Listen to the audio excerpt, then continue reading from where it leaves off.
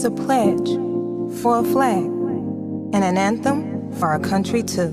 But what we all need is a universal prayer for one love for me and you. Why do we wait for tragedy to unite us? Then we march, take a stand, and cry out for peace to guide us. Why don't we all let love bind us? And then we will all live the way we were meant to be. When did we become a world of only myself, I, and me? Loving our treasures more than allowing man to be free. How did we become so blind? We can't see that together we can all live in peace and harmony. We behave as if we are better than another, as if race, religion, and status makes one grand. But we all have the same plight amongst us. Birth and death are what unites us. We need one song, one prayer, one voice, one love.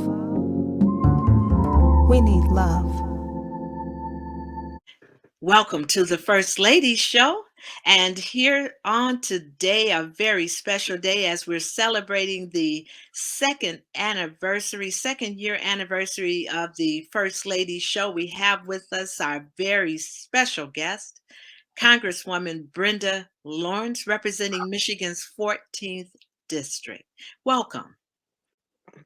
Thank you so much, and congratulations on your second year. What a blessing, and I wish you many, many more. Thank you so much. Thank you, and God bless you. I do want to commend you for the efforts here in the state of Michigan that you have had your feet on the ground for the storm season. I want to commend you for the work that you've done coming and providing aid.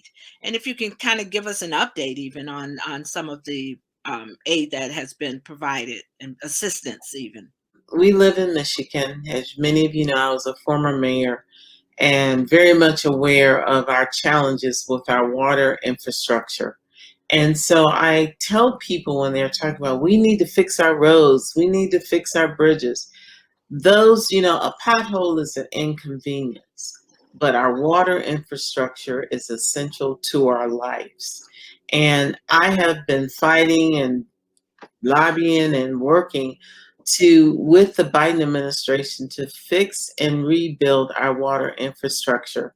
So understand what happened when this flooding is that we have old pipes which are very small, and they're what we call combined pipes. So when it rains, the water goes in that pipe, and when we push sewer out, it goes in the same pipe. So it's a combined pipe.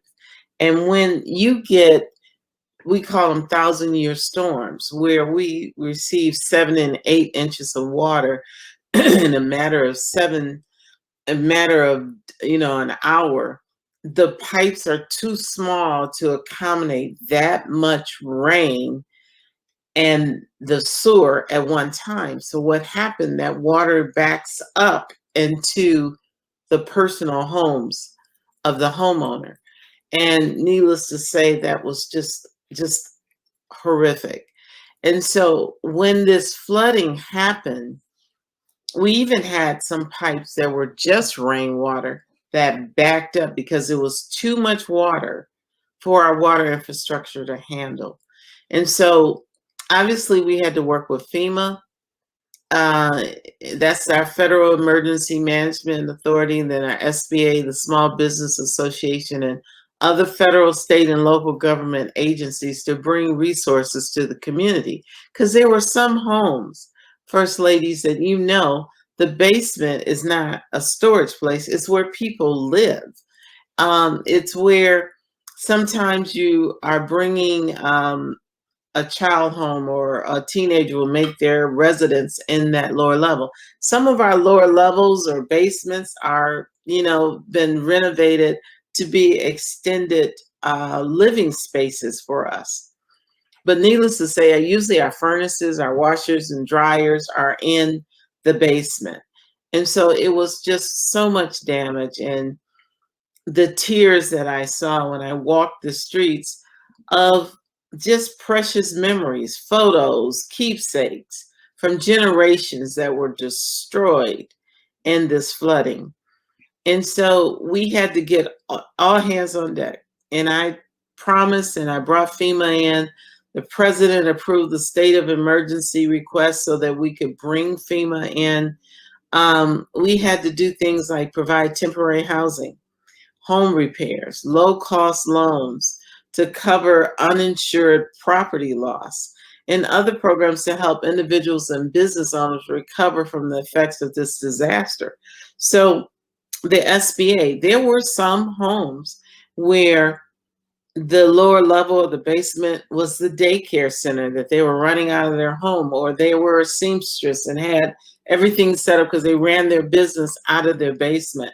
So small business loans, not to mention that there were some people who did not have flood insurance.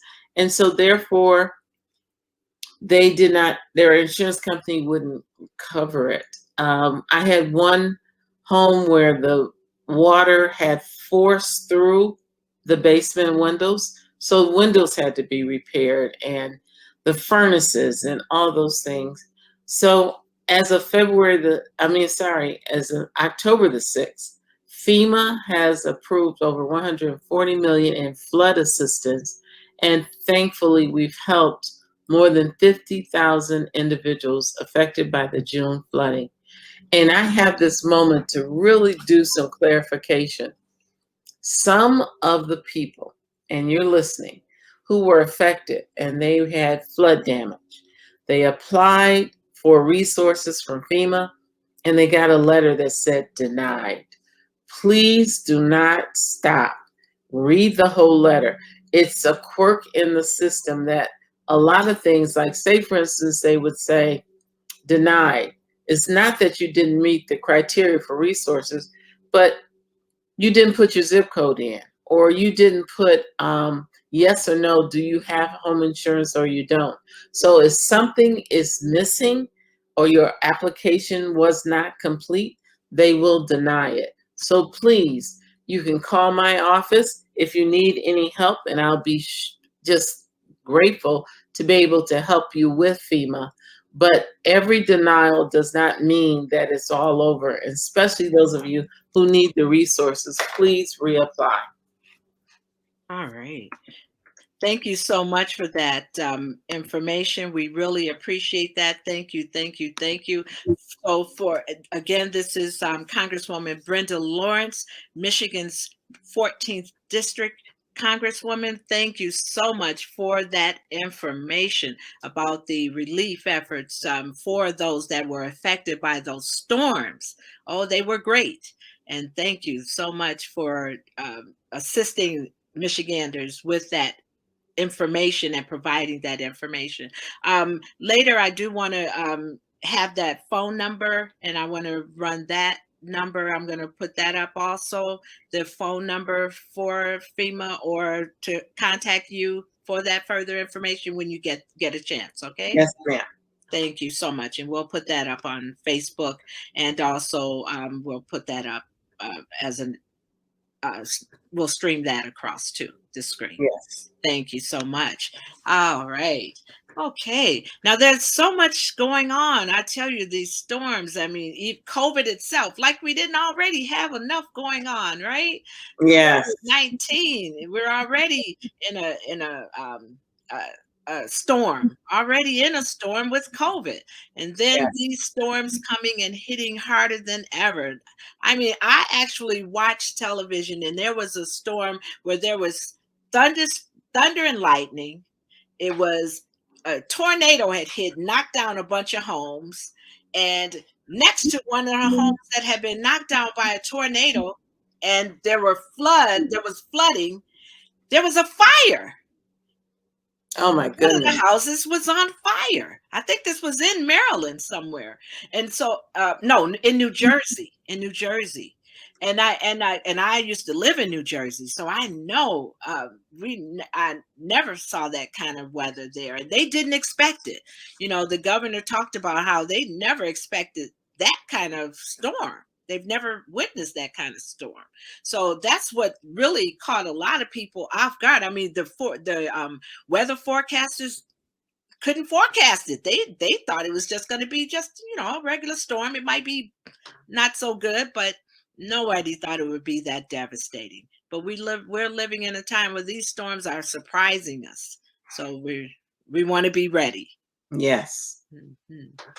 So I wanted to give you the phone number for my district office. It's in Southfield, Michigan, and it is 248-356-2052.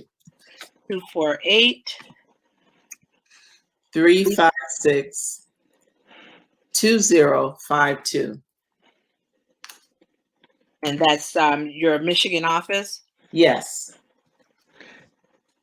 As Congresswoman Brenda, are they going to try to do something about the infrastructure of our water system in the Detroit area? I mean, I know we used to have, since Mike Duggan, our mayor here in Detroit area, has cleaned out the alleyways. We used to have, drains in the alleys also that would, kind of filter out, to help with the water, releasing the water. So are they going to try to start doing some infrastructure for the water system in the city? It's over 300 years old, I know. Okay. Yes, we see with pipe, and it's unbelievable. Mm-hmm. One of the problems that we found that happened is our pumping station. And one of the pumping stations, especially in that area that takes care of the east side of Detroit, the Grosse Points in the east side of Detroit, where we had a lot of flooding, we found that there was a power failure and that they needed generators. And one of the things that the state asked for is backup generators for all of these pumping stations, and then to upgrade them so that, and we're still, because there's a lot of finger pointing on why those pumping stations weren't working. And the pumping station seems to be a really critical. Obviously, separating those pipes for water and for sewage is extremely important. And they're saying it'd be billions of dollars to do it. My thing is that, how do you eat an elephant one bite at a time? You got to start somewhere. You can't just sit there and keep letting this happen because you say it costs too much for the whole system. Because if you just keep working at it, eventually we will take care of that problem.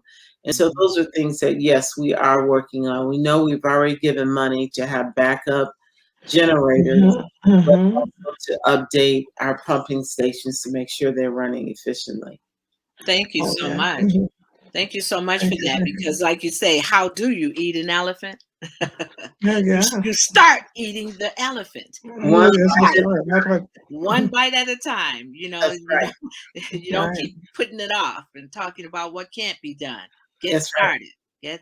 Thank you so much. I love that. So first, I am going to have to transition to my next commitment. I just want to know what an honor it is and how much I enjoy speaking to you. Last time we talked, we were in the middle of the pandemic and just asking God's grace. Amen. We need to take a moment to think about those who did not make it through, but to thank God for his grace, for allowing us to be together here. And it's obvious we have work to do. And you're bringing us together and providing this. It's part of the work. Thank you so much. And thank you so much, Congresswoman Brenda Lawrence, again here on the First Lady Show. We love you and we thank you for coming back again. And may God continue to just walk with you and just help you to shine that bright light on the Hill in Washington, D.C., and also in the state of Michigan. We love you and we thank God for you. Thank you so much. Be blessed. Talk to you soon. Thank you again. Thank you. Okay, bye-bye. Thank you. Bye-bye.